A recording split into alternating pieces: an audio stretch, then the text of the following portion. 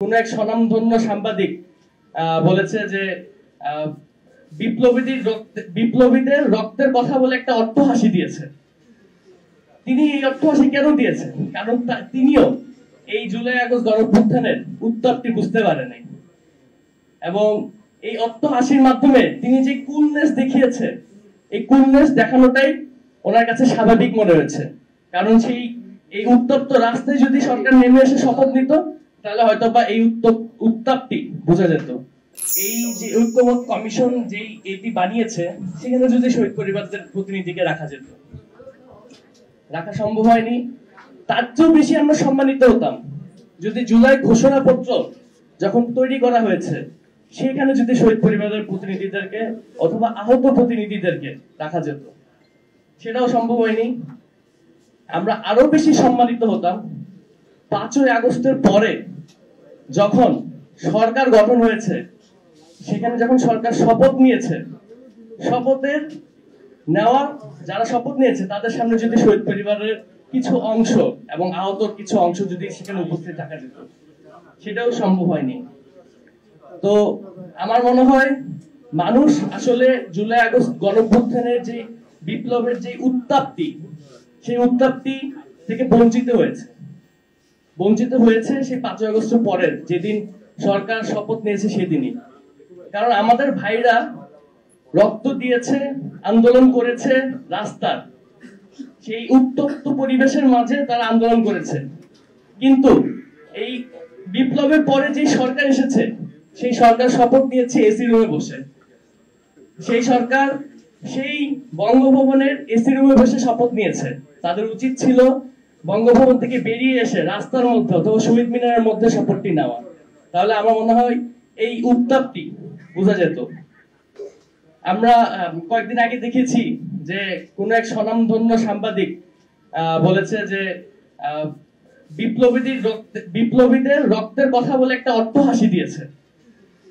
তিনি এই অট্টহাসি কেন দিয়েছেন? কারণ তিনিও এই জুলাই আগস্ট গণঅভ্যুত্থানের উত্তাপটি বুঝতে পারেনি এবং এই অট্টহাসির মাধ্যমে তিনি যে কুলনেস দেখিয়েছে, এই কুলনেস দেখানোটাই ওনার কাছে স্বাভাবিক মনে হয়েছে।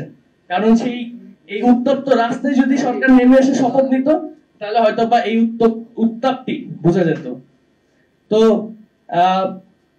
এইগুলো আসলে মনের ক্ষোভ, যেগুলো প্রকাশ করার কখনো কোথাও সুযোগ পাই না, অথবা পেলেও সেভাবে করতে পারি না, কিন্তু আজকে এখানে করছি। এই যে জুলাই চার্টার, সেটি যে বাস্তবায়নের প্রক্রিয়া, সেটি এই জুলাই চার্টার তৈরি করার আগে এই বাস্তবায়নের প্রক্রিয়া নিয়ে আলোচনা করা উচিত ছিল। তারপরে এই জুলাই চার্টার তৈরি করা উচিত ছিল আমার মতে। আমার মনে হয় আমার সাথে অনেকে এখানে একমত হবে।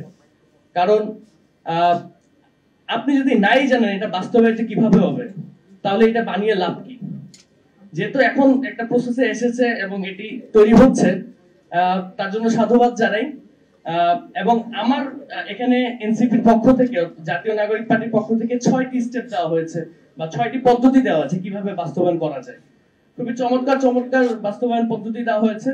আমাদের হাদি ভাই কথা বলে গিয়েছে এবং আমাদের যে খালেদ সাইফুল্লাহ ভাই যিনি ছিল, তিনি একটি খুব গুরুত্বপূর্ণ কথা বলে গিয়েছে যে এর আগেও একটা সিনেমা হলের ঘটনাকে কেন্দ্র করে সংবিধান অ্যামেন্ডমেন্ট করা হয়েছে। তো আমাদেরকে তো এই জিনিসটা আগে ক্লিয়ার করতে হবে যে এটি কোন পরিস্থিতিতে এটি অ্যামেন্ডমেন্ট করা যাবে এবং কোন পরিস্থিতিতে এটি অ্যামেন্ডমেন্ট করা যাবে না। তো আমার মতে সবাই নির্বাচনের জন্য এখন মুখী হয়ে রয়েছে।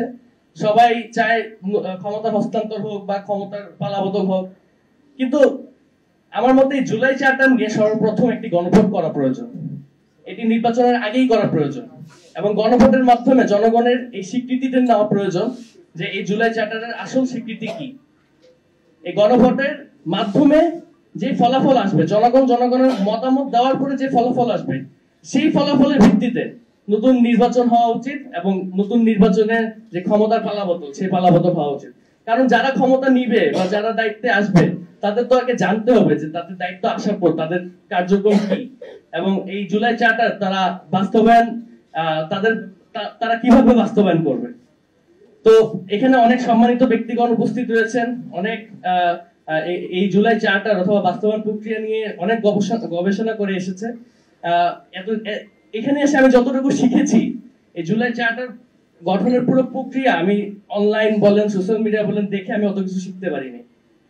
তাই অসংখ্য ধন্যবাদ জানাচ্ছি জাতীয় নাগরিক পার্টির নেতৃবৃন্দদেরকে, এবং আমরা আশাবাদী এই জুলাই চার্টারের মাধ্যমে এই আমাদের শহীদ পরিবারদের এবং আহতদের নিরাপত্তা নিশ্চিত হবে। বেশি যেটা আমরা চাই সেটি হলো বিচারটি নিশ্চিত হবে, সেটি আমাদের আশাবাদ, এবং এই আশাবাদ ব্যক্ত করে এখানেই শেষ করছি।